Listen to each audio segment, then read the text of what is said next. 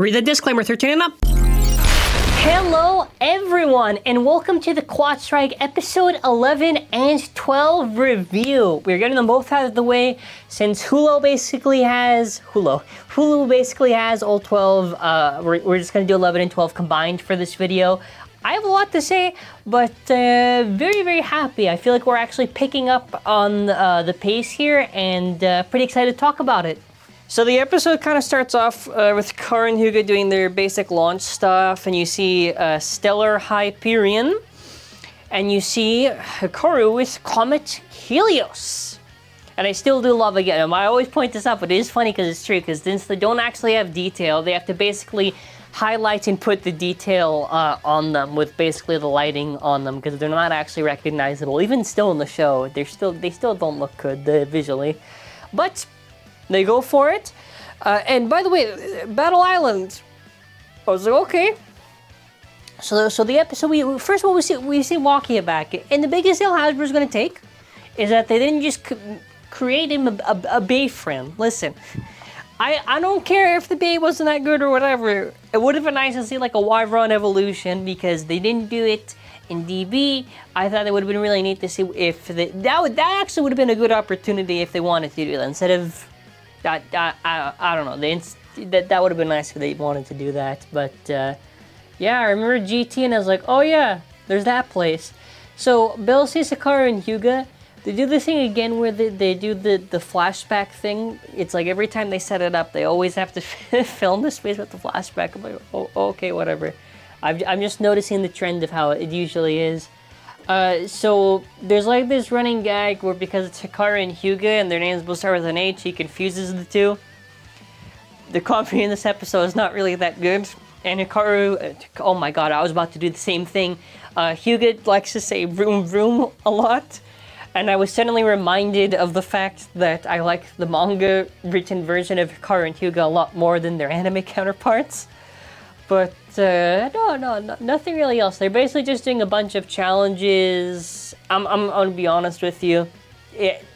This is like basically kind of reminded me of GT, except for the fact they have less bladers to actually do this. So then after they're gonna battle with each other. And, you know, HIKARU is like, you know, helping out Hyuga. I thought, okay, so that's at least nice. Stellar Hyperion still looks ugly. I'm sorry to say, it still does. So he launches it, and the battles actually aren't too bad on here. They're kind of, you know, he's kind of giving them some good hits. So obviously the reason why HIKARU and Hyuga both have the same designs reused from Sparking is just so it's easier, I guess, for them just to reuse those bank animation shots of when they're kind of doing the whole flare thing, which I already knew. That was probably the reason why, but I'd figure just to point it out here. After it looks, I feel like they just added more spikes to it. That looks cool, man. It looks cool. Stellar Hyperion is going for the blow. And then after, listen, man. He actually does pretty good against Hyuga. Even though Hyuga's a legend, you would have thought, like, even in their first battle, like, I don't know. Because they established this whole thing where instead of it just being that anybody can kind of do it, it's more like kind of just on the legend side. And I was like, okay, so, you know, Hyuga taking it, Hyuga gets some dubs, smashing it around in that battle. So what's really good about this episode is during this whole time, PAX is working on Twister Pandora. Still doesn't look good. The Bay itself doesn't look good. The scene is good itself. Let me be clear here. The scene itself is a good scene. It's good because unlike the Xander episodes, they don't do this thing where, like, it feels like nothing is progressing. Like, when we have scenes like this here, I'm like, okay, that's a good scene, because now it actually feels like they're pushing forward in their story, because the Xander episodes, I will be honest, you could skip I think you could skip all 3 of them. I don't really think any of them are that relevant. So when I say they're good here, I say that they're actually good. And there's also HIKARU versus Quadra, and he's using the planet's base, and he does actually mention this as planet counter, which I do find that's hilarious. Now HIKARU, I'm sorry, man, but listen, you have that. There's the actual ones. Just okay, whatever. Let's just go to the battle. battle actually was pretty good. This was a really good shot. I like this shot a lot. See, this was a very nice shot. I liked this. This was a very good shot. Look at this. He goes for the counter. I thought this was very good looking. This was a very nice looking battle. See, when they do good on the CGI for the battles, you're not gonna hear me complain at all. They do like a freaking like stellar job in these battles, no pun intended. Okay, so then after he asked her, dude, why didn't you battle with Title? And you still didn't really have to watch the Xander stuff, but the reason why is because she got slapped by Xander in attack versus attack. So again, and the development of Twister here is like segue where it kind of makes sense here. And then after this is now, we're now at 12 when they're doing all these challenges stuff. I don't know. I'm more interested kind of on the story development. So PAX actually comes there. And this is the most interesting part. This is the most interesting part because first of all, we have to go back here. Now this was a very important part because PAX actually does snap at Pri saying, you do what I want. And I was like, damn, all right PAX, it's a little aggressive there. It's a little aggressive there. It's just Beyblade, man, it's just Beyblade. This was such a good scene that was setting up PAX because it pays off in the following episode when you get some of his backstory and it starts to make a little bit more sense. Because PAX's goal of creating like this ultimate Beyblade, it all sets up to me ruin Pandemonium, which is going to eventually happen. Like, listen, they already spoiled the Bay's existence, so I have to mention that now. But he does come to visit the island. He does greet them. He kind of puts on, he's putting on a facade. He's putting on a facade, even though he does apologize after for snapping. What I did find so interesting is kind of his goal, because Walkie is like, hey, I think I remember him. So at the end of Beyblade Burst God, and PAX was there and he was watching and he was injured. So PAX's backstory here is that one, he did want to actually battle, but he basically pushed himself in an arm injury during the time of God and he was not able to participate.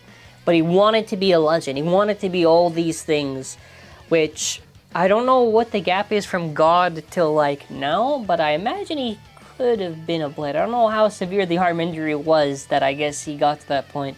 But I thought that was very interesting. I don't really care. I don't know if this... I think this technically is a retcon. I'm not saying that as a bad thing. I just thought, okay, that this was actually very interesting how they added in PAX to kind of add on to the reveal for the mystery for his existence. So there's another battle with HIKARU and Hyuga. I thought it was pretty cool. Very good on the VFX. Very good on the VFX. These are very nice. These are very nice. And a burst again. Okay, then after it's Twister Pandora versus HIKARU. This time HIKARU has the attachment on. And of course, you see the cool little flare-up sequence. I thought this was new, but then after I remembered sparking, I was like, wait, no, it's not. She then after, you know, this little Twister break. Okay. The battle itself wasn't too crazy.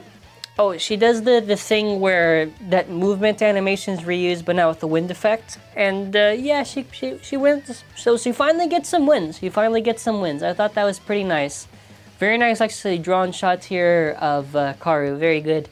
And the following episode is going to be some tag battles. So yeah. Now let's just go to the final thoughts. So while I almost did forget to mention the whole thing with PAX and Quadra, I think these are good episodes. The flashback makes sense here. PAX's story makes sense. In the relationship with Pri, like, these are good episodes. Like, I didn't like the Xander episodes because, one, it just felt like too much of an extended commercial on Xiphoid Excalius. It didn't feel like there was actual substance to it. It just kept on going, hey, Volt, remember this, remember this, remember this. And I was like, is there something? And even the battles, like the arts and the animation, it was like, okay, actually the battles were fine, but like the Xander itself, the art and animation, like, But I enjoyed this quite a bit. I'm giving this a thumbs up, man. These were good episodes. These were actually very solid episodes that I enjoyed. PAX is probably gonna have to go on the thumbnail though. You know, listen, they gave him the flashback, so it's probably gonna be like PAX like this, Twister Pandora there, then HIKARU and Hyuga, and me inserted in somewhere there, and then after like the disclaimer. But these were solid, man. I was worried at first with QuadStrike. No, I'm not really worried.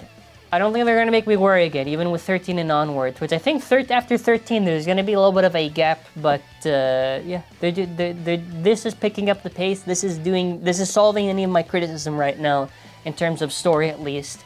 And that's where we're gonna be ending off the video. So you're probably gonna see our store somewhere here. It is an optional way to support the channel. We have DB/BU releases. And yeah, I mean, listen, that's gonna be it for this video. I enjoyed it. Please check out our store. We have Beyblade X there. And yeah, thanks for watching, man. Have an amazing day, and bye. And Pre finally got some dubs. Hey!